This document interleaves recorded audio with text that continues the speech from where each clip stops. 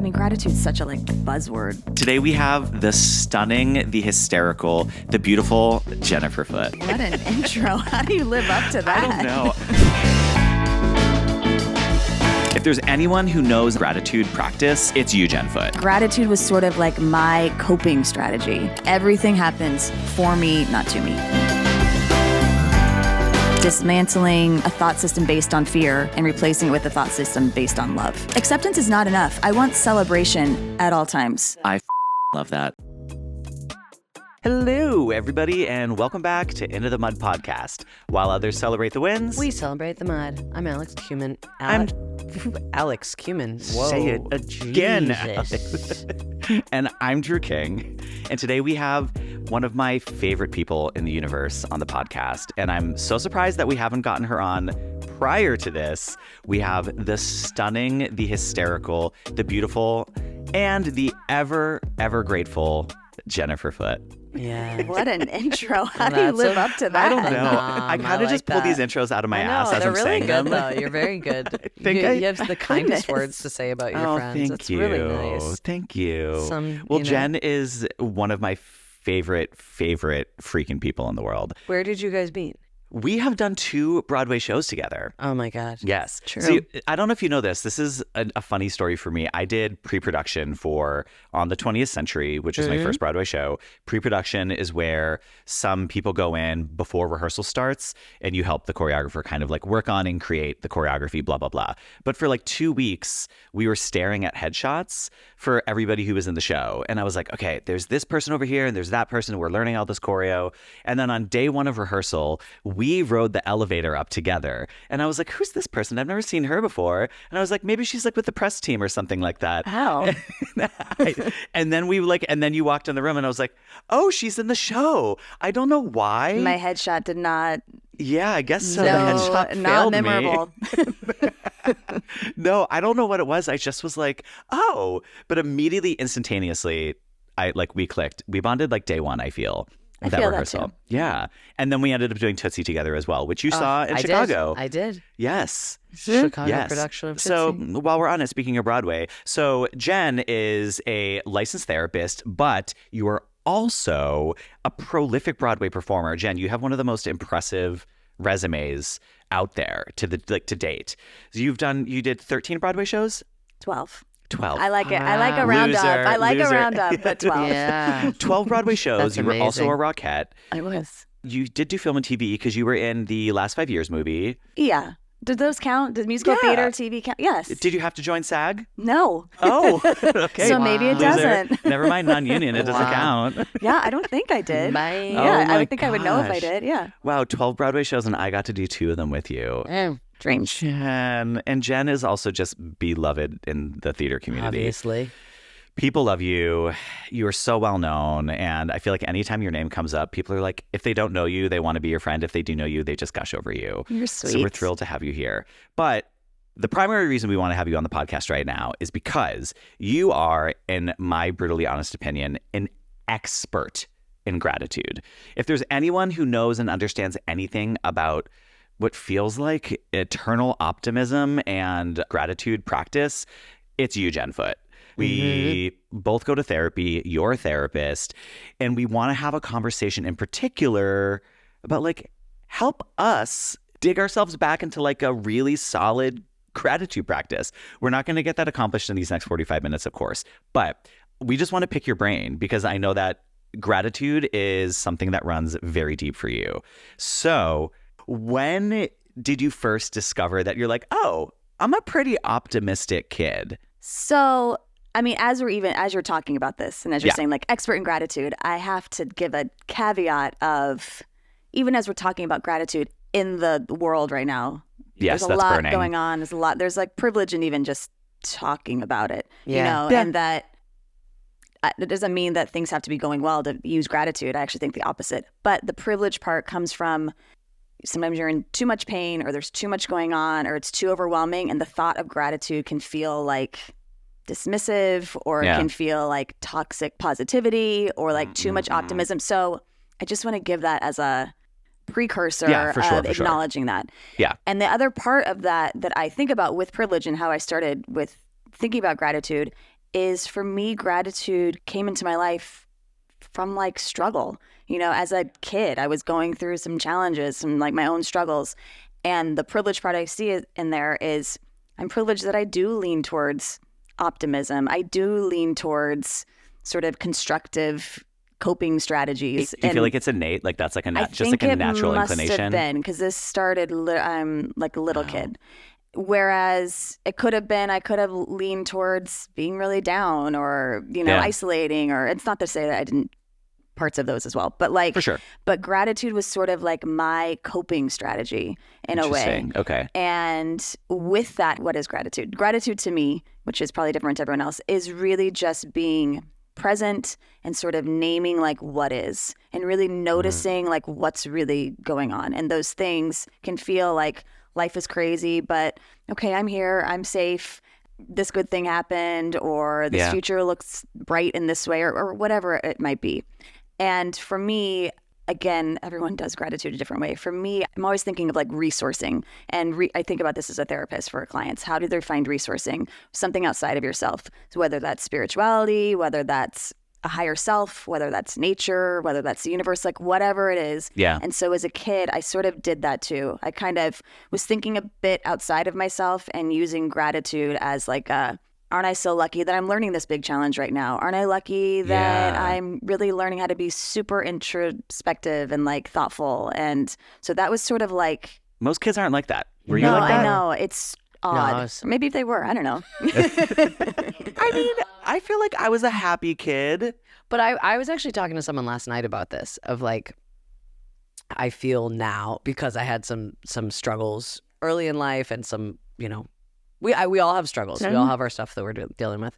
But and it took me a long time to get here, and I'm still working on it. But I do find that I'm starting to move towards like a daily gratitude practice, but also like just having moments of like, yeah, you're safe right now. You're healthy. You are working. You've got beautiful relationships in your life, and that came from being in a place of fear or like going through stuff that was really, really hard and maybe above what I could handle at the time. Yeah. And being like, man, I just want my life to feel normal right now. And so when it does feel normal or uneventful, finding those moments of like, aren't you grateful that you're not like waiting for biopsy results right now? Like, because you remember what it's like to be in that place. And like, so just being grateful for your health every day, being grateful that you have, I don't know, on days when I lose my voice, I'm like, oh yeah, remember that like when you're feeling well again, that like there's so many things that, and it gets so easy to get bogged down and like, everything sucks and the world is a shitty place, because it is right now. But like, there's so much to be found in the smallness too, the small things that you can be grateful for. Yeah. I mean, I as you're saying, like, I was a happy kid, but I was also like a thoughtful kid. I was really I had stuff. I was going through, there was stuff. And I You were a just thespian. We'll get there. I was thoughtful, and that was my gratitude of like, well, at least I'm getting to know myself well. At least I really get myself. At least I have me. Like, there's gratitude in just, well, you got you. Yeah. Yeah. That's a real that we all can come back to. I got me. Like but in a way, as like an adult looking back at kid self, it's a bit of a coping strategy in some way. And that's okay as long as it's sort of mindful. You're mindful of that. And it's not like an overused strategy that you're not thinking of as you grow up. Or Well, something you talk about often and is, you know, kind of a part of the vernacular of the self-help world, gratitude is a practice and it's a choice. So, and as you already prefaced, yes, it's a choice that for a lot of people is rooted in privilege, but for the most part, it is a practice. I have a really hard time practicing it. It's really, really hard. And I have so much to be grateful for, but I don't know. I've always struggled with anxiety and depression, and those things kind of ebb and flow for me. So in those moments of like anxiety and depression, when someone is like, just really practice gratitude, I'm like, fuck you. Yeah. It's really hard. So can you talk about, like, you have a lifelong dedication of choosing to practice gratitude. Take us back. I mean, I think of it as discipline. I think of it as like being really disciplined in this way. And this only came to light recently, my adult self recently, when I was studying to be a therapist. Taking you back, childhood me, I was like 12. For my whole life, I've always felt like I have a lot of, this is a really, welcome to me, I have a pretty good self-esteem. I've always had like a lot of confidence. And frankly, I don't know why. I just always have. And when I sort of reflect back and like I'll see a picture of myself or something, I think, wow, how did you have so much confidence? Because nothing good is going on in that photo. Like I wasn't all that cool. I wasn't that popular. I didn't look great. I was like doing my own thing. But the whole time felt pretty good about myself, which is, I don't know, am I naturally inclined that way? I don't know. Or what I came to just realize recently is when I was around 12, I was in a store, like a theater store in Ashland, Oregon, with a bunch of friends. We were going to like theater festival or something there. And it was dreams. I mean, I love theater festival. Just dreams. And everyone's going into the store and they're buying like theater mask necklaces, comedy tragedy necklaces, doing the thing. And our parents are with us. And I'm in the back of this store and I find this huge poster, like really good sized poster. And it's just like a poem or mantra, or it's all this words. And I read it and I'm like, oh yeah, this is it. And I remember coming back to my mom and be like, this is what I want from the store. And I can remember her feeling like, really? Like, what is this? We take it home, we get it framed. It's on the foot of my bed, my childhood bedroom, which is still intact, just so you know. And that's a whole other episode.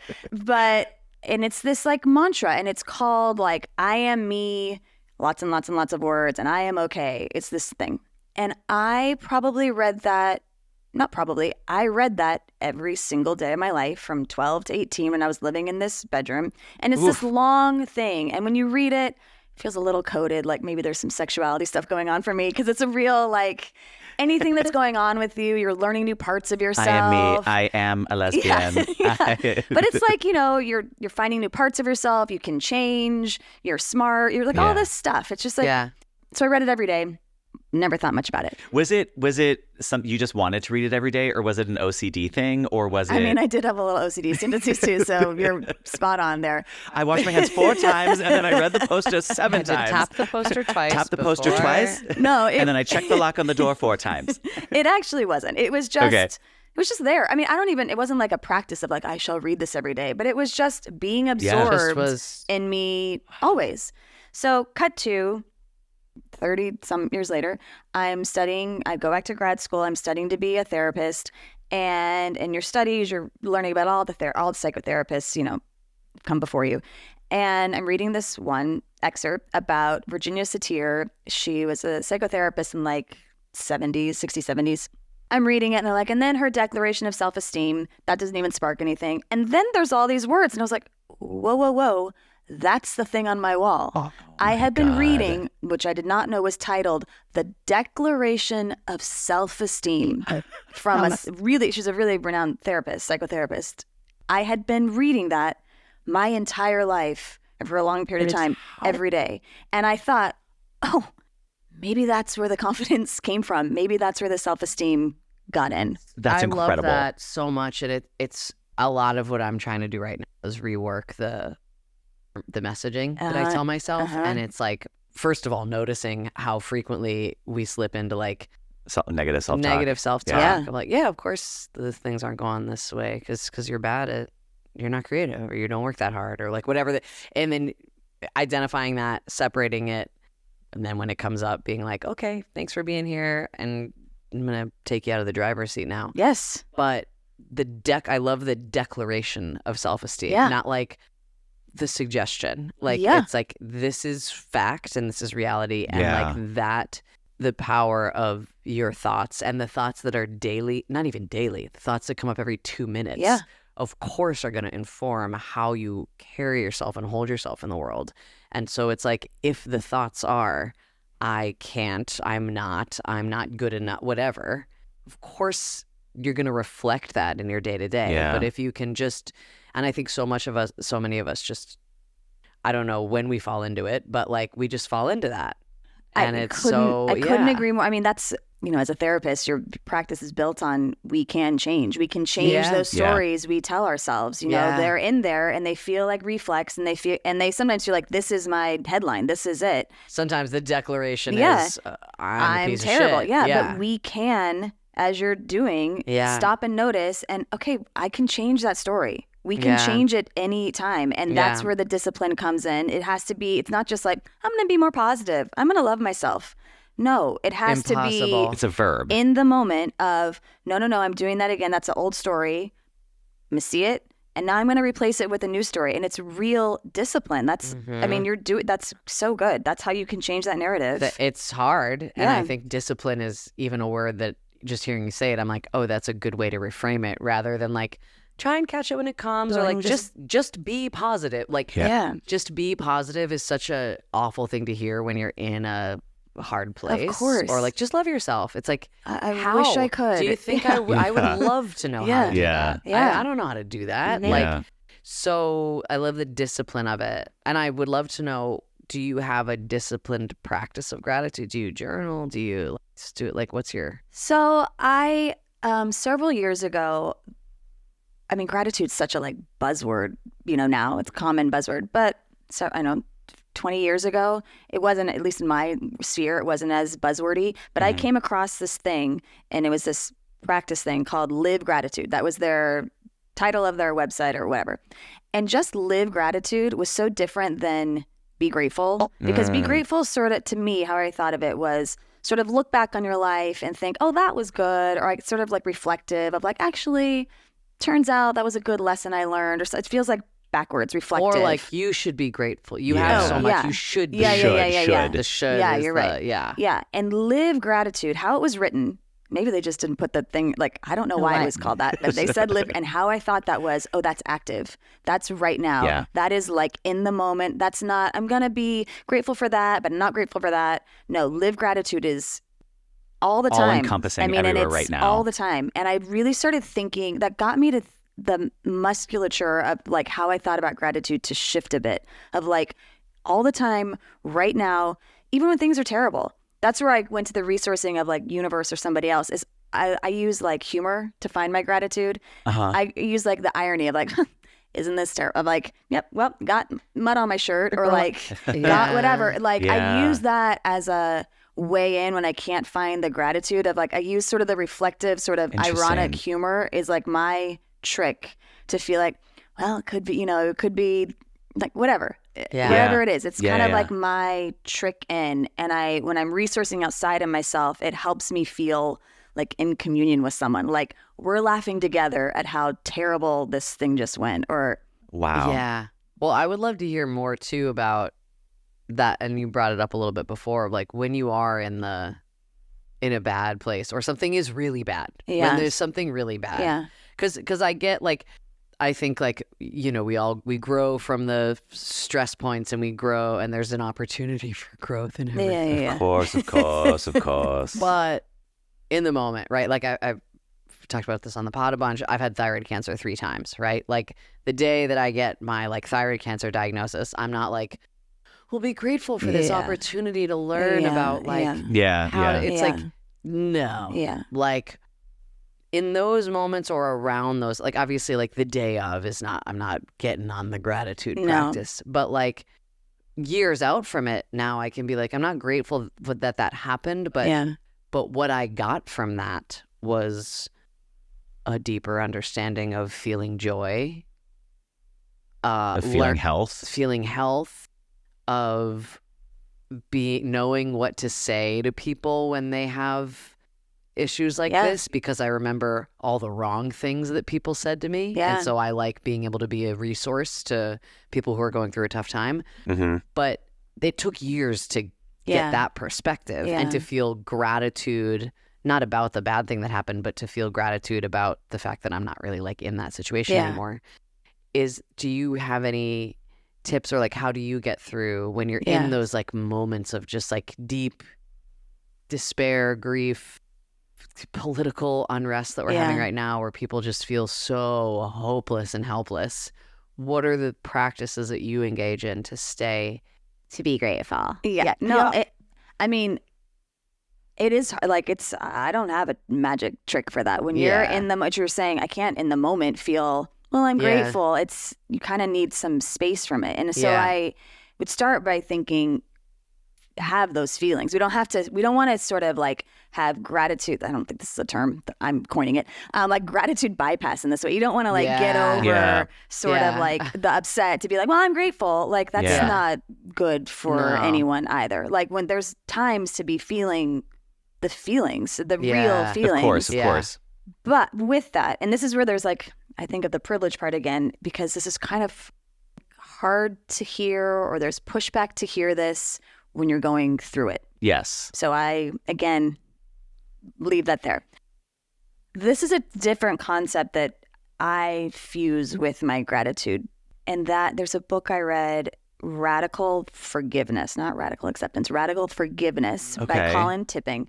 And I read it. This is how I interpret it. I could get it all wrong, but this is my takeaway.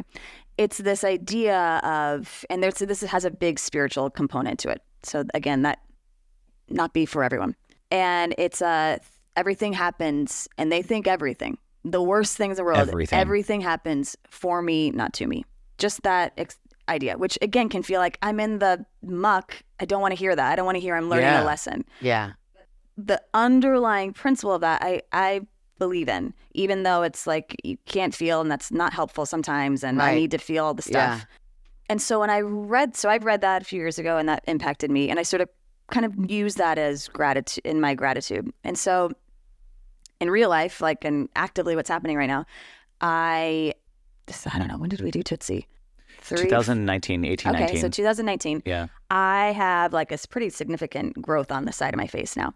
And it started around then. And it's pretty big now. I mean, I'm purposely sitting on this side here because I was like, can we not highlight it? In case someone watches this, can we not highlight But you should be grateful for it. Show everybody. It's happening for you. Yeah. Well, okay. So this happened then, which was coinciding a little bit before COVID. And it was smaller than it's grown. And I was still an actor. And I was doing like a workshop of a new Broadway show.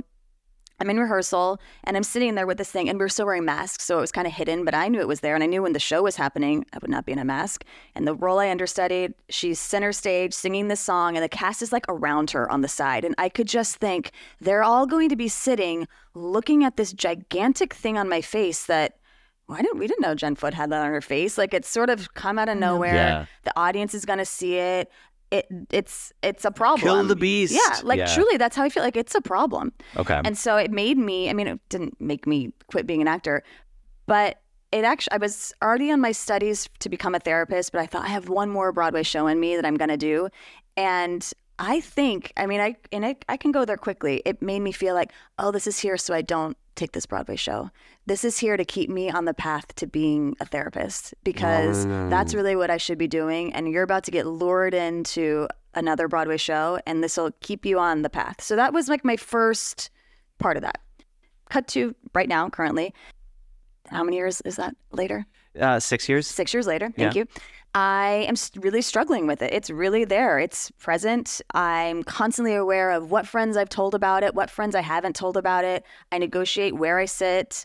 As a therapist, I'm seeing clients. I'm sort of like thinking about it. I'm just, tell me about your mother. Yeah, like I'm hyper aware of it, and like, whatever.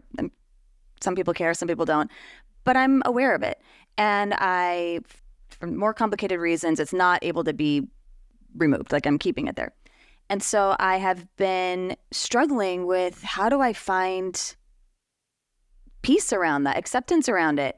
And this principle from this book, it's happening for me. It's also this sense of, I wouldn't want it any other way. I had to get to a place of, not only is this okay, not only can I feel like, well, this is what my face looks like, and we have to love it. And so I started telling my wife, let's not hope this goes away. Start telling me we love this, and you'd be so sad if it was gone. Because we have to start. That helped me get over the hump of, not only is this okay, and not only can I be grateful, and not only, I actually love it and wouldn't want it any other way. And that feels radical. That feels like we're talking about, and this is a face thing, which I'm not comparing to thyroid cancer or other things. Oh, no, but it's still significant. It's significant. It's a thing for me. And feeling like getting to a place of not only am I okay, I love it. And I'd be so sad if this was gone. And that has really, this is a very recent application of that. And I've been telling friends and watching friends be like, yep, we'll be sad if it's gone too. It's really helpful to me. I mean, can I segue into another way of using that, which is, I think about this, again, not a strict comparison, but I think about how we say the word like acceptance. I think about sexuality and how, yep, I accept, great. They were so accepting. Sure. I feel so lucky they were accepting. And now I'm looking back and feeling like, what? That is not enough. You were accepting. Yeah. Great. That's the bare minimum. How about you were so excited? Yeah. How about you were, oh my gosh, you're a gay person? Tell me everything. You have a crush on some woman? Tell me more. Not like, don't worry, I'm okay with that. Like, I'll tolerate it. That's it's so tolerance. Unacceptable to me now. And now I want no, acceptance is not enough. I want celebration at all times. That reminds me of, I used to work for the YWCA in Chicago, and we helped survivors of sexual violence in many different capacities and economic empowerment and all that stuff. And then we got a new CEO, and she was like, why are we just focusing on like survival of the thing? It's like it should be like from surviving to thriving. Yes. Absolutely importance in like getting people out of a crisis stage and to support, but like we're so focused on like just barely like scraping by, and it's like, can we focus on like the upward trajectory of like, and it just reminds me of that like acceptance, like what's the highest level of that? What's like love Let's keep of going. the thing? Yes. Yeah. Well, and this, I think a lot of suffering happens when you disagree with what your reality is. So the resistance, the resistance of like, well, I don't want this to happen, and it's like, well, it is happening. So like, how about you accept that it's happening and move from there? Not accept in that sense that we were just saying, fuck you, but that's such a powerful tool too, to be like, this is it. This is what it is. I mean, this is it. There's a cliche sort of, when you think about the future, that's where anxiety comes in. When you think about the past, that's where sort of depressive feelings come in. And the only way to have peace is just to be now. It is the only thing. So to really be looking at what's happening right now. And if it's bad, whatever, but like what's really happening. And then you go to, okay, and even if we're talking about a challenge, even in this challenge, I am okay. It's temporary. I'm safe. I have this person that I love. Like whatever those things for you are, but really looking what's right now. And trusting that whatever issues come down the road at you, that you will, in that moment, have the tools you need to rise to the occasion, just as you have in the past. And like, you'll get through it. But yeah, the present moment thinking is my like next fucking Everest. It's all of ours. It's like, come right back. It's but so typically hard. I mean, I veer towards anxious feelings. I'm sure we all do, or whatever. I'm a more anxious than depressed. Like I'd feel that way, and I have to go back to, okay, but right now, this is all I know. Right now, because I'm going to a what if, and you'd be like, this is what I know right now. This is where we are right now. Well, and it's the discipline of again, it's that like, it's not like once a day when the thought. It's like, no, once every 10 seconds when the thought comes in. Just going, thank you, and not being like, no, don't think that. It's like, thanks for being here. Yes. Yeah. Oh, that is key. Like that'll change your life right there. Yeah. Wow. Thanks for being here. I understand why you're here. Change your you're life. Here to protect me, or this thought you're here will because change of your life conditioning. right there. Yeah. Yes. Ooh. And then That's because the helpful. resistance of it. Even how you said that, I never thought about this. That's a grateful thing. It's not like shaming, get away. It's like, thanks for trying to help me. I appreciate it. This is what I need now. It's like still that will change your life. I've been doing that with fear a lot lately. When like fear comes up around this like new creative project that I'm doing, I'm just like, rather than being like letting it paralyze me, which it has for 3 years. I'm trying to write a show about cancer and all this other stuff, and it's like the fear has kept me from doing it, and now it comes up, and I'm like, thank you for being here. You're here because you think you're protecting me. You think you're protecting me. You're getting in my way, but thanks, and you can be here, but gonna sit you over to the side. Yeah. And I can. I truly feel like I'm in a therapy session because this is what my therapist says to me all the time. That's internal family systems parts work right there, which is a therapy practice. So that's a good. That's really good. Thank really you. Good. It's a new, and it's we're working. figuring it out. My therapist is working. Thank God. She'll be with me forever. Tag her. My therapist just told me she's can't see me anymore. It's not. She's not firing me, but Thank you for firing me. Thank you for being here. Thank you. I'm grateful. Thank you for releasing me. This is for me. This is for me. This is happening to me. It's happening for me. I love that it's happening. Thank you, Grace. I love the idea of being in the present. I still struggle with it so much. It's so hard. I find deep gratitude retroactively. Yeah. Which I think a lot of other people do as well. For me, it's like like in the moment, I'm like, chaos. But then once I'm a few steps ahead and I can look back and I'm like, oh, I'm so grateful for that thing. Well, we can see that we survived. When you're in it, you don't know if you're surviving. It feels like, no, I will not survive. So how am I grateful? So you can already see, I got through that. It's easy. That's where it's easy to be reflective, or easier to be reflective, because I got through it and I learned this. But in the moment, you're like, I can't even. That's the privilege part of like, don't tell me to be grateful. I feel like I am under attack. I feel like I'm dying. Like this is gratitude, because you go into your like animal brain. Yeah, it's just 100%. Absolutely. Brain. Yeah. Ooh, that's tough. Yeah, I don't have any follow-ups about that. I guess I'm just thinking. Of course, my mother's mantra was always everything happens for a reason, and so I feel like I trained my brain to be like, okay, it sucks and it's terrible now, but you'll eventually, because everything happens for a reason, you'll be able to look back and see what that reason was. Does that helpful? It doesn't help me in the present because I'm an anxious mess. So, but it does. It kind of reminds you of like this is temporary, or I'll get something through that. I think it is a good reminder to be like, you've made it this far, so you will make it this far. I mean, let's be clear. Life is hard. Life is really hard. So there's so like these tools, whatever. But no, it's really hard. Life is happening. It's hard. Life is lifing.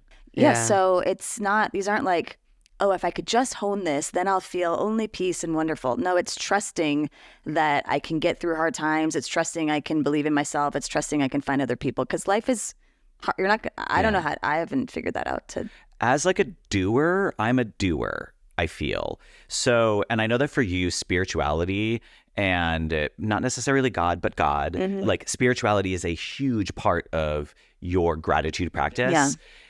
And so I guess like my question is, I'm spiritual, but to me, it feels like if gratitude is the active practice right now that I need to be working on, do you feel that putting power, I don't know, how am I framing this? Putting power into the spirituality is like relinquishing control, kind of, or being like, I'm just going to throw it out there and I'll be grateful for myself, but I know that the universe has me. Or a lot of people who are invested in their organized religion, they think like God will take care of me. I think a lot of people who go to church find like deep meaning and deep protection and gratitude because they're like, the Lord works in mysterious ways. The Lord will take care of me. So there's a bit more of an easier latching onto gratitude in the present because they just vehemently believe that spiritually they are taken care of. Do you feel you have that as well? I mean, I'm listening to you. I'm like, I don't know what I think about this. Okay. I do. Spirituality is a gigantic part of my life, and I do use the word God, but like, I don't know anything about religion. Like, I cannot follow the plot of Jesus Christ Superstar. Like, literally, I lose every time. I'm like, and what's that? I lose it. Like, I know. I love that score. I love the score too, and that's where I get lost. And I'm like, oh wait, who is that? Meaning, I know nothing about religion. I never went to church. I know nothing. So I don't have any organized issues with that. You know, I don't have some terrible. I don't have experience that not even terrible. Just I don't have any experience with that. Yeah. So it's easy for me to use the word God. I could substitute it for anything. It could be universe. It could be higher self. Like, I just happen to use that word because my spiritual practice is something called A Course in Miracles, and that's the language in the book. And even in the book, they're like, we don't even mean God. We picked a word. So substitute it if you want. That's what the Artist Way does that. She's like, Julia God, Cameron, universe, Mary goddess, Williams, same whatever, thing. Whatever you want. Yeah, and which I like because it.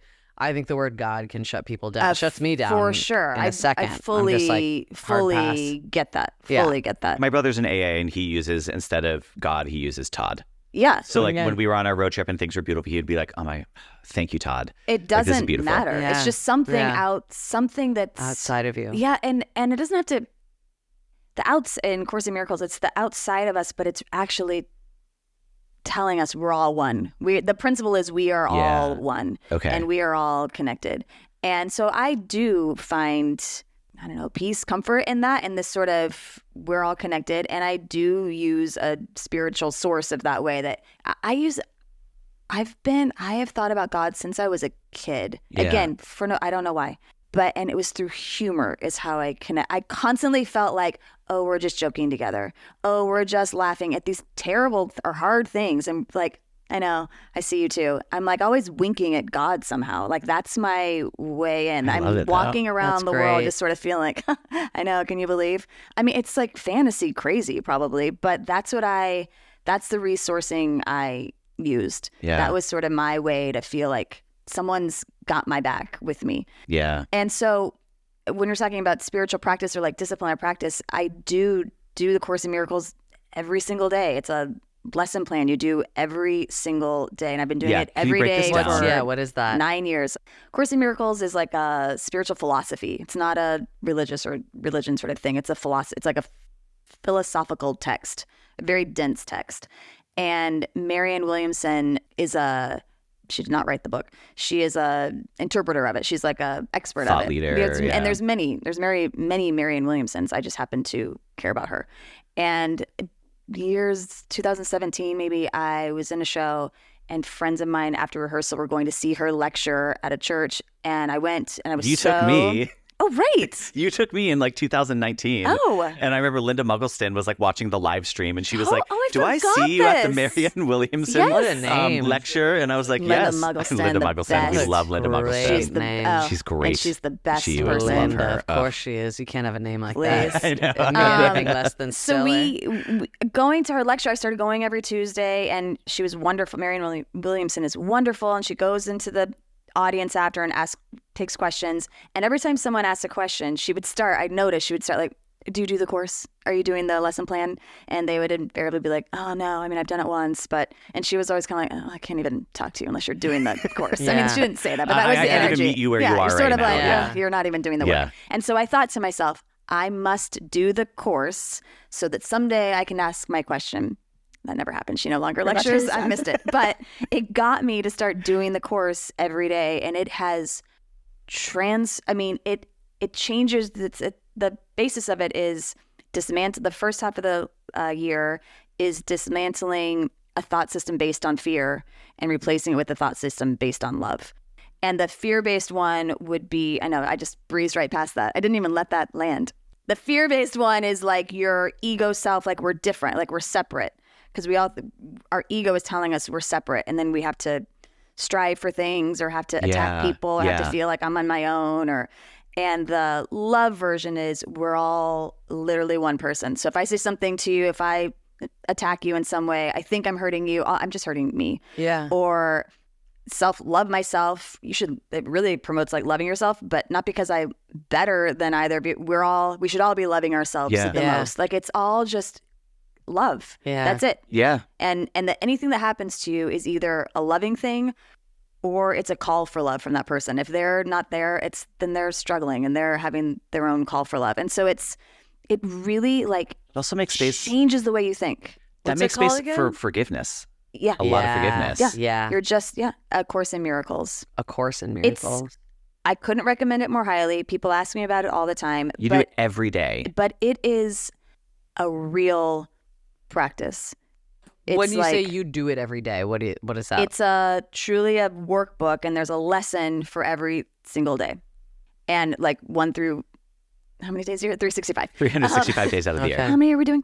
And you do it every day. And it's just kind of like, you're just reading it. They're simple. The first one is like, this is not a table. It's just trying to rethink, like, we have created the world we see. Yeah. And it's really disciplined. You can go slower, but you can't go faster than one lesson a day. And then there's a huge text accompanying it.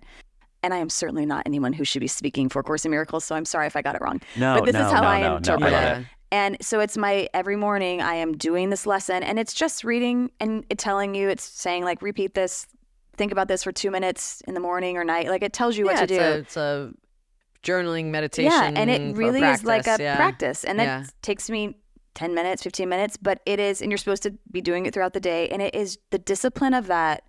Sometimes I miss it and then I'll catch up where I started, but like it's true discipline, and it has truly transformed the way I think. Nothing has impacted me more than that. I couldn't recommend it. Yeah, you speak so highly of it because you've done it 3 times now? No, I've done it like 7 times, I think. Oh, I think the first time I did took me 2 years, and every time it's Can you just start it whenever? Yep. Or do you start? You can start it whenever. Go by it now. My brother's doing it right now at the moment. Amazing. Yeah, and he really enjoys it. He's really, I really want to know liking him. it. I don't know many people who do it. He similarly is also someone who just like, he practices very, very hard at gratitude. Yeah. Not in like an arduous way. Just in like he is committed to his practice of gratitude. I'm on that family gratitude text thread that I never respond to. Who doesn't love that? We love that. We love I never respond to it. I'm such a terrible. When you're having a hard day, don't you want that? Yeah, I know. Grateful for you guys. I'm grateful for this fucking freezing weather. I'm grateful for it being 90 million degrees in this room. 3 dots. Yeah. It's hot for you. It's hot for me. The heat in this room is happening for me. It's happening for you. See? I knew this would happen. Oh my God, I love it. And isn't there like a woo-woo sounds so condescending. That's not the right word. Isn't there like a divine author of the Course in Miracles? Like they don't know who wrote it? Yeah. They think it was written through, I don't know it well enough. It's like written through somebody. Like somebody. It's not written by Marianne Williamson. No. She's just someone who promotes it as practice. She just studies it. She's a student. It was She's a student by someone. And yeah. So it doesn't say at the bottom written by. No. It just appeared. It just appeared. I'm sure there's somewhere where it's like it was transcribed by this person. But it's like through. I think I it's want to know 2 who people. that person is. Yeah. I think it's 2. I could be getting this so wrong, and I'm so sorry, and somebody will let me know that it's terrible, that I'm wrong. The Course in Miracles Reddit channels are going to freak out at you. They're very active. I'm sure that they are. Oh my God. Yeah, I always found that like really fascinating when you first introduced it to me. It's like, oh, it's not written by like misattributed a person. to like Marianne Williamson sometimes because she's such an advocate. She's an advocate. For it, yeah. Oh, I'm gonna buy it today. And she's written tremendous, wonderful wonderful books. Because her big book is Return to Love. Yeah, it's a wonderful book, and it's about the principles of A Course in Miracles. So she's written about it, but she didn't write the text of A Course in Miracles. Wow. So one of the things that I don't know, we've spent a lot of time together with me being like, I didn't get that Broadway show, and like me being devastated I didn't get a Broadway show. Boy, you've seen a lot of that side of me. For you, when you were in what is such a challenging career filled with like mountains and mountains of rejection, how did it, I guess we're asking you repetitive questions here, but we're just like, but how did you survive? Like, how did you survive such a volatile industry, especially an industry that is rooted in external validation? Yeah. And the work that you are presenting and the work that you're booking proves to the world that you are worthy. How are you able to separate yourself from something like that, the external validation, and still hold on to your gratitude? Yeah. What was that like for you? I mean, you're asking, I'm like, I don't know how I'm going to answer this. And then you just told me, because I didn't think my worthiness came from my job. Ever. Yeah. Okay. That wasn't a thing for me. I mean, I loved being an actor. Mm-hmm. I love musical theater actor. I love musical theater so much. It is like my deepest love. I am still walking around like listening to show tunes all day, every day. The same 9 show tunes, right? They're just on shuffle. The universe will show me what I should be listening to. So I love it, and I really wanted to do it as a profession. I really wanted to be on Broadway. And I, again, was lucky that I achieved that goal. So maybe if I hadn't, I probably would have a different, harder time. But it doesn't mean like everything was great. You know, you achieve a goal and there's a million lows, and I did have a lot of lows. But I didn't attach my self-worth to that. I attached I really want that. I care about it. Wouldn't that be so great? It'd be so great. But I had a really strong cultivation of who I was. Started from childhood, started from struggles of like, I know me. I love me. so powerful. Have more to share. I love doing theater. That's not who I am. That's something I love to do. Yeah. I am just me, and I have other ways of connecting to the world or people, or I'll figure it out. And so I was lucky that I could do it in theater.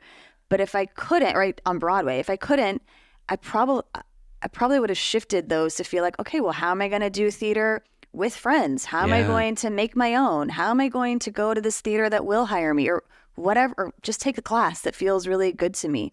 Like a little bit, when I started my career, I thought I was you think I'm a manifester. I used to think I was a manifester, like someone who could make something happen. I used to try that. I firmly believe you are. I don't know. I used to think I could. That was like my focus. I'm going to think about it. Halfway through, one day I had a vision board always. One day had my vision board and I used to put the show I wanted to be in or whatever it was. And I just had this thought of like, take everything off. And it was just my vision board from that for a long time after, it was just blank. It was all sage and the energy was there, but it was blank. And I thought, instead of me telling the universe, whatever, this is a show, why not you just wait and see the open doors? And I really shifted life that way, to instead of thinking I'm going to muscle my way into this, I'm going to actually sit back and see where the doors are, and then I'm going to walk through those doors. And it really shifted. Wow. I still have goals, I still have wants, but it just shifted to be like, where's the open door? Okay, here I am.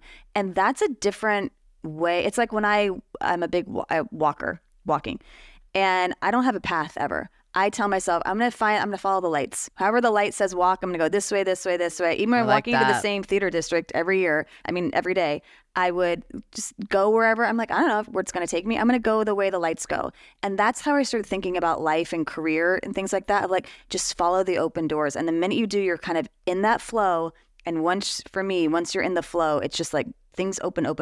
Yeah. And so that was a shift for me, not making something happen, instead like sitting back and seeing, where am I flowing? And then great, I'm going to go there. Yeah. That's beautiful, Jen. Do we have time for a muddy moment? It's really quick. 1 minute. Can you tell it in 1 minute? Yes. Yeah. How do you frame this? So Jen, give us your muddy moment. Which is like what? Some terrible, like an embarrassing moment? awkward moment, or where things went wrong. Okay. I like the Dracula one. No, you like this. Okay. This is my favorite. Go. Because Dracula, we all have show bloopers. Yeah, okay, fine. Great. So, I've alluded to, sexuality has been like on my brain from, childhood, of like figuring that out. And so probably like 13 on, I'm like, I don't know what my sexuality is, but I know there's something there that I am investigating and I am curious about. And, I have my suspicions. So freshman year of high school, I go to a new school, new people. I don't know anyone. And fine, I'm there. And I was an actor in my hometown. And for some reason, school paper were like, we want to do an interview on you about being an actor and new to the school. I have no memory of any of this, but I guess it happened. What I do remember is I'm in English class. I've only been at school now. It's like the middle of the first quarter. Like we've just gotten there and I'm new and secretly gay. And I open the newspaper, and on the front of the paper, and big type headline, it says, thespian Jenifer Foote is like new to the school. And I can feel myself like, oh my God, they know. Like thinking all I saw was lesbian. Jenifer Foote. It was so awful. That's local lesbian. I truly was just like, how did I hadn't said this to anyone. I was still like, with my my friends trying to be straight with them, as they have their crushes on whatever. Yeah, and do you know who Jen's crush was? Jen's beard. Like it should have been like Christian people. It was the 90s. People like Christian Slater or 90210 people. I'm like, yeah, same. I like Willem Dafoe. And I was really trying. Willem, that is the most lesbian thing ever. I was really trying to think. Yeah, okay, what do they see? Who's the guy I like? I was really trying to fit in. Yeah, Willem Dafoe. That's how not straight I really was. Mine was Jennifer Lopez, as we talked about. Anyway. That's what I really wanted to say. Okay. Jen, I love you. Thank you so much for speaking such beautiful, beautiful words and wisdom. And thank you for being here. We love you. Thank you for letting me talk about something I care about. So. Where can followers find you? Where can they find your practice? My practice is Spotlight on Therapy. Marriage and family therapy. You can follow Spotlight on Therapy on Instagram, or you can follow Jenny Foote, 1N Foote on Instagram. Amazing. And follow me. All right. We love you, Jen. Thank you. Thanks for watching. Thanks. All right. Bye, everybody. Bye. Like, follow, subscribe. Have a good day.